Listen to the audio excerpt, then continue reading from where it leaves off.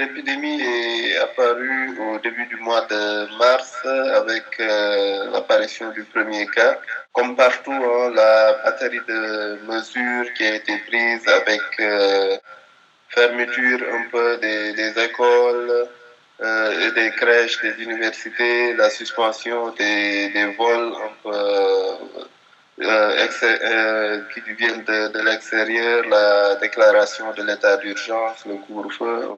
À VSF également, on s'est adapté à chaque contexte. Il y avait déjà des instructions fortes qui avaient été prises au niveau de toutes les bases et de la coordination à Dakar pour mettre à la disposition des équipes des savons pour le lavage des mains, des gels hydroalcooliques et puis pour aussi bien les travailleurs que les visiteurs.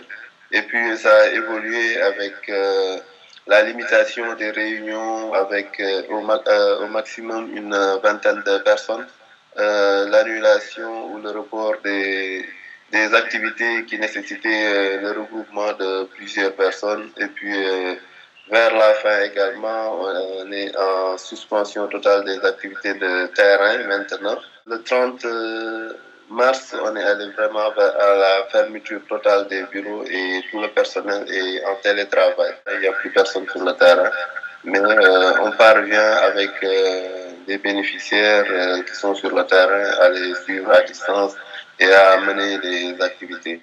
Pour eux, c'est vrai que c'est très compliqué parce que c'est des zones assez vulnérables où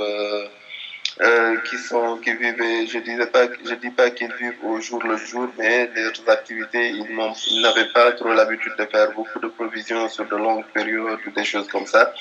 Et là, on est à une fermeture de tous les marchés qu'on appelle marché hebdomadaire. En fait, en zone rurale, c'est regroupement, on prend un jour dans la semaine où les commerçants viennent un peu d'ailleurs et organisent un très grand marché, aussi bien pour le bétail, les produits agricoles que eux ils produisent.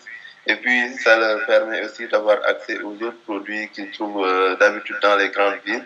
Et ce sont ces marchés hebdomadaires, en fait, qui ont été suspendus.